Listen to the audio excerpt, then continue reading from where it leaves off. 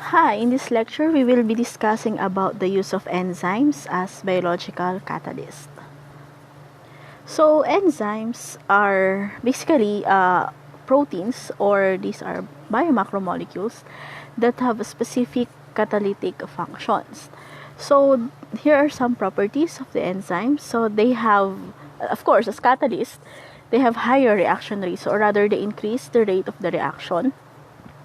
They operate at milder reaction conditions since they are obtained from biological systems, and biological systems usually functions on a very narrow range, basically the mild temperature, mild pH conditions.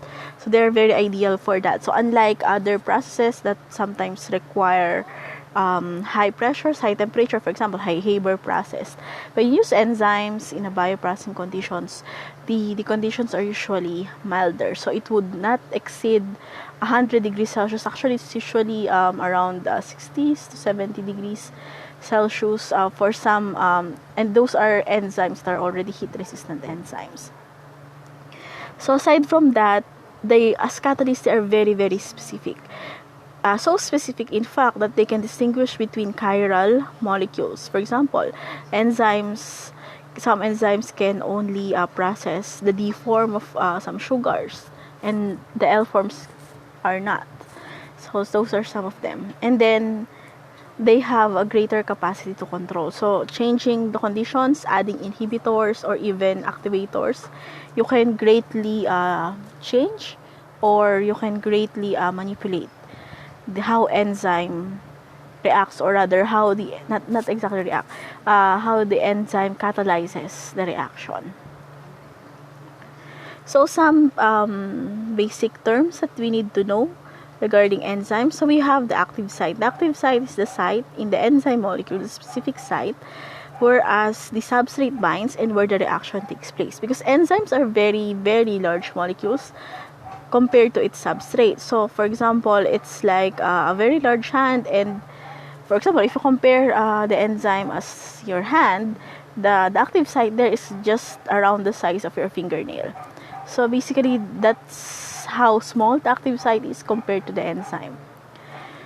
So we have several models that describe enzyme activity. We have the lock and key model and the induced fit model. So in the lock and key model, so the substrate it actually explains the specificity of the enzyme, such that the enzyme, or rather the substrate, the specific substrate to the enzyme fits the enzyme like a lock on a key. So only the specific substrate can bind because of the nature of the active site itself. And then we have the induced fit model, in such that when the substrate binds to your enzyme, the enzyme itself will slightly change its configuration, its topology, in order to better fit your substrate and then make it into its product. Now, another thing, we have the cofactors. Cofactors are non-protein molecules that help the enzyme do its job. So they can be inorganic ions, or they can also be organic compounds. So we have your coenzymes. Coenzymes are if the cofactor is organic, it's called coenzyme. So the coenzyme, they're usually your vitamins. So you have riboflavin there. So you have what else? Usually vitamins B, vitamin C. Okay, so those are some examples of cofactors. Although not all vitamins are cofactors and not all cofactors are vitamins, it's just that most vitamins act as cofactors to your enzymes. And then we have the prosthetic group. Prosthetic group is a type of a coenzyme, whereas the group itself, this organic non-protein substituent, or not substituent, non-protein elements are covalently bound or very tightly bound to your enzyme. And then we also have allostatic site. The allostatic site is a site on the enzyme that's away or different from the active site. However, it has a function in its enzymatic regulation.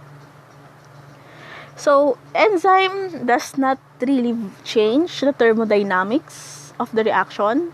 or rather, it has no effect on the reaction, such that the starting energy, internal energy of your reactants will be the same with or without the enzymes, and the same goes for the products. So what the enzyme actually does is that it enhances the rate of the reaction by lowering your activation energy. The activation energy is shown here in the graph. It's basically the heel. So if you consider this graph as your your heel, so for the reaction to occur, so your reactants must overcome the activation energy in order to become the products. So whether this is an exothermic like this one, so greater energy in your reactants compared to the products, or even an endothermic reaction, there is still your activation energy, and the enzyme lowers this activation energy. So for the catalyzed reaction, it has a lower heel. That's basically why enzyme can speed up your reaction.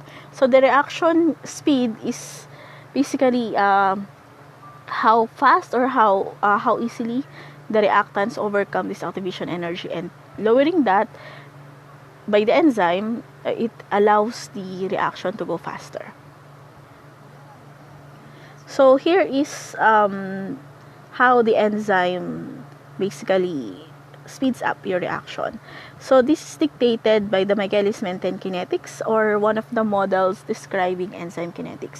So it's actually the most well-known and one of the most known. It's actually the simplest model. So here we have the enzyme and the substrate. So remember, enzyme as catalyst, they are not consumed in a reaction, they are actually regenerated here. So the Michaelis-Menten kinetics is a two-step reaction. So you have first the reversible binding of the substrate to the enzyme. So it's a reversible reaction. And the catalytic irreversible step, which is your formation of the product from the substrate by the enzyme substrate complex. So the product, and then the enzyme then releases the product. So you have here the enzyme, which is not consumed in the reaction. So in these two-step reactions, you can see here shows the graph of the concentrations of the different species that you have. So you have the substrate, the product, the enzyme, the free enzyme here, and this is the enzyme substrate complex. So as you can see here, as the reaction proceeds, so the substrate concentration is steadily going down, and of course, because you have your product steadily going up, because the substrate is basically being converted to your product. Now, the curious thing here is the concentrations of the free enzyme and the enzyme substrate complex. So in here, you have basically almost no change, or not exactly a horizontal line, but it's very close to a horizontal line per se. So you have here an area, or rather a steady concentration. There is not much change in the concentration of the complex, and the same goes for the enzyme, the free enzyme in the solution. So that is this part of the reaction. So basically your enzyme is not consumed in the reaction, as you can see. So by the end of the reaction, of course, it will be regenerated again. So that is your enzyme kinetics. So the Michaelis-Menten kinetics, if you're going to graph them, the speed of the reaction versus the amount of the substrate, so we'll get a parabolic graph. So you will have a near the graph will approaches the Vmax asymptotically, or near asymptotically. So we have several values to consider. We have the Michaelis constant Km.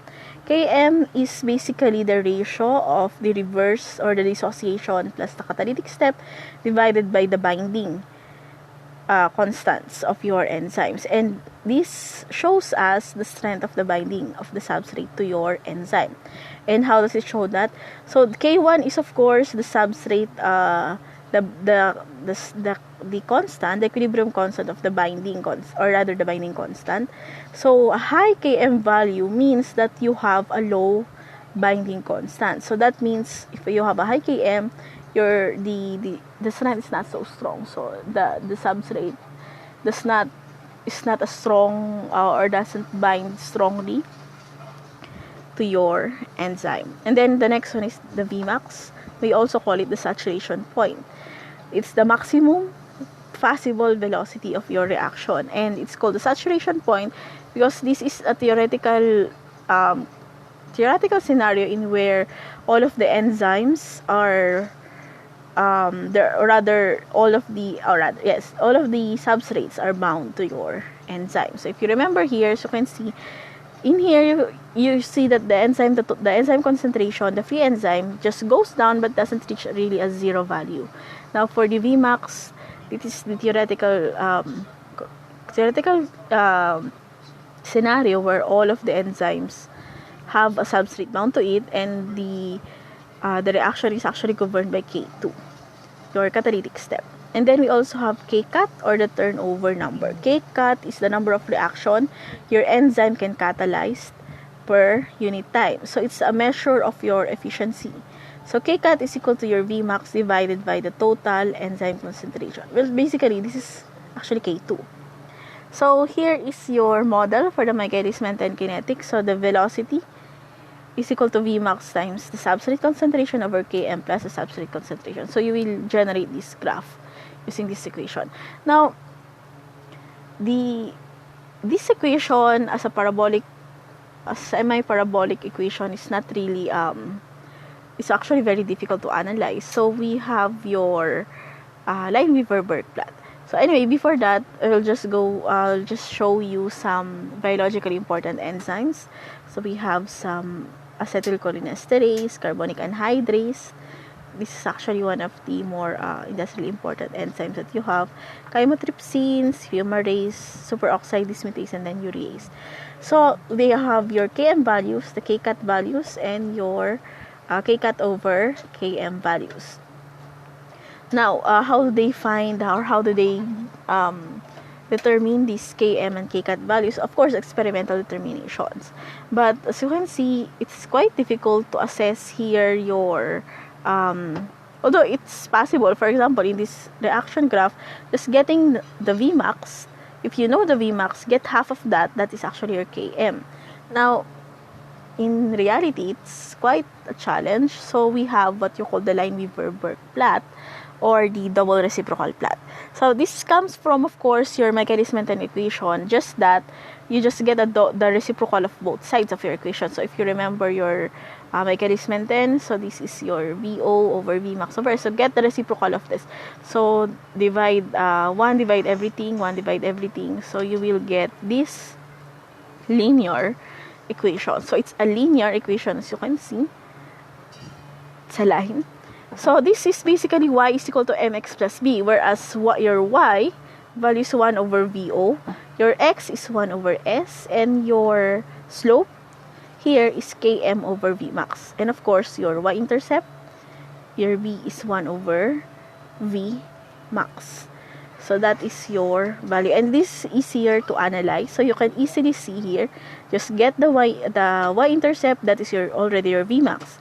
And then get the x-intercept, that's negative 1 over your Km. And the slope is your Km over Vmax. So it's actually easier to analyze and to interpret rather than the equation or the semi-parabolic graph a while ago.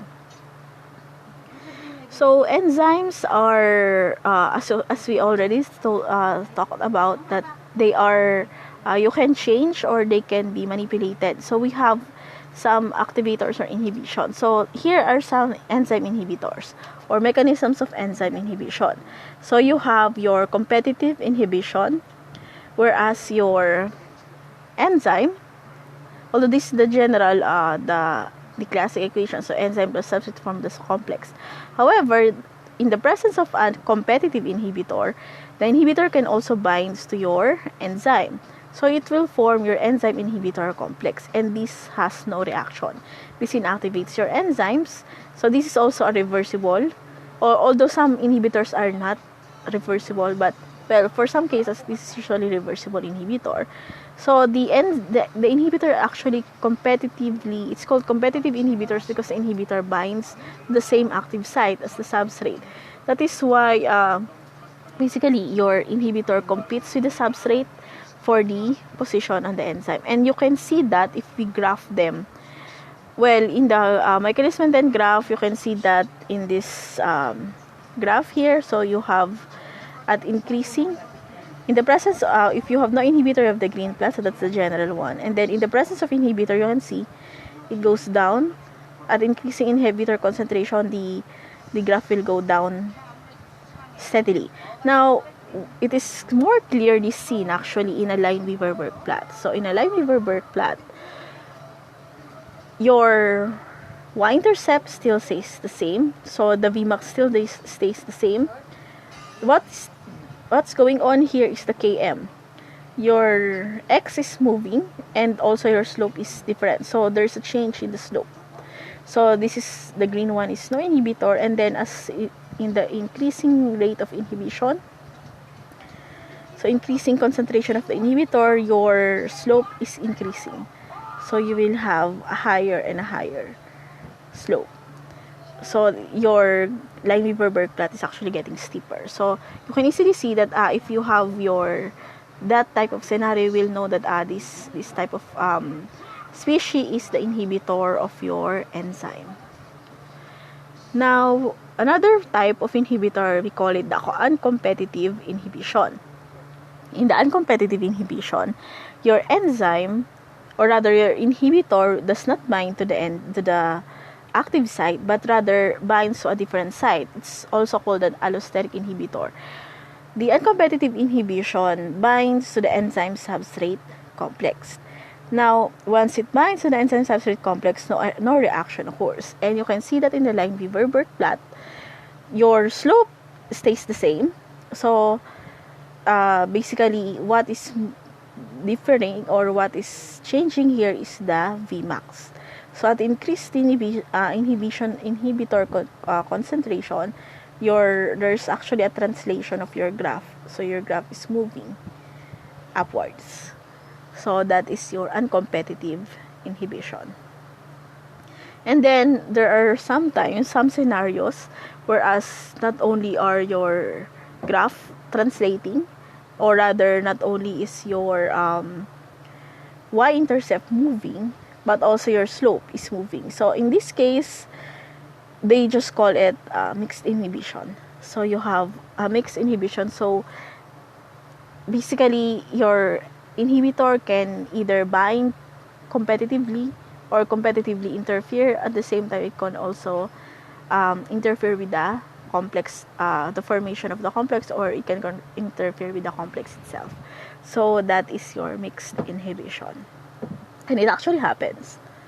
Okay, so in the industry, some biocatalysts relevant in the industry. So enzymes are steadily being used in the industry. So we have in the dairy industry, so we use renin, lipase, protease, lactase, catalases, and trypsins. So these are applied in different ways. For example, renin for formation of the cheese. Lipases are added to enhance the cheese flavor. The same goes for the proteases. And then we have lactose hydrolysis.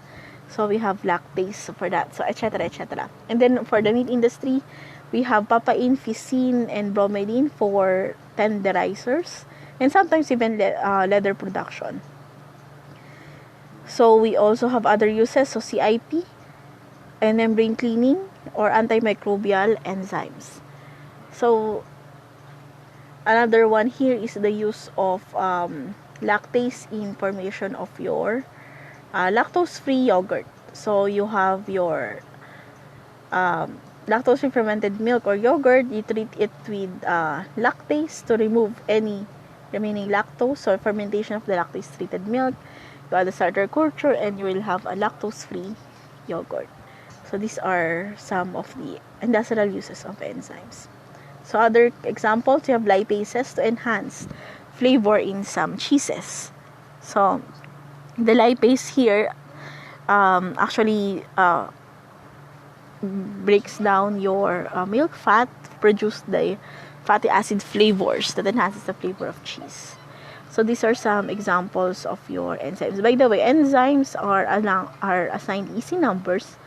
So these are their identification numbers. because they are actually they are very specific. So you should know specific easy number of your enzyme in order to correctly identify, and of course we'll use the proper type of enzyme in your required application. So these are some applications of them. So in vivo and in vitro systems, so in vivo systems, the enzymes usually work, and basically when I say in vivo, they are inside the cells, inside biological system itself. So in vivo, enzymes work as a cascade. So they are part of the machinery. They are like a moving belt, or the factory, a moving belt factory. Whereas in what we do in the industry, we have in vitro system of the enzymes. We separate, we isolate, or we get a purified enzyme, and then you add them in your media for them to be either immobilize them or just add them as free enzyme free solutions. So if you have a heterogeneous reaction, you usually have your the enzyme in your if the reaction is heterogeneous, usually in aqueous solution, so the product or the substrate usually is solid. So the enzyme is used as an aqueous solution, or is dissolved in an aqueous solution. So, but if you have a homogeneous, it's if your or rather, actually, this is a bit I think this is a bit off. It's the other way around. Okay, so anyway, so you have enzyme immobilization. So you have your these are different ways to immobilize some enzymes. So you can have a solid support, and then you attach the enzyme through a covalent linker, or you can use a permeable cell. The cell is inside the enzyme. Sometimes you can just absorb the enzymes in a solid support, or it can be as your enzyme and enclosed in a permeable membrane. So the specific activity, the enzyme is we do not actually say about the concentration of the whole enzyme, but rather the specific activity of the enzyme. The specific activity tells you indirectly about the purity of the enzyme, but rather it gives you an idea how well that certain enzyme performs. So the specific activity is equal to the activity over the total enzyme or whole enzyme concentration. And this activity can be a certain type of indicator. So for example, a change in color, or it can be a change in some sort of signal given off by the enzyme, so over a certain period of time. So some industrial enzymes, so these are the uses of enzymes in the industry. So way back, it's a bit old data. So majority of the enzymes are used as detergents, and then the rest to convert starches. Usually in the beer industry, they use enzymes predominantly to convert the starches in the malt, in the these are your substrate, basically the starch in the malt, and then you have your they convert that to form sugars. So the wort is basically high in sugar content, and there is little to no starch in there before they start the actual fermentation process. And then most the rest comes from the dairy, and the other for hydrolysis reactions, for industrial hydrolysis reactions.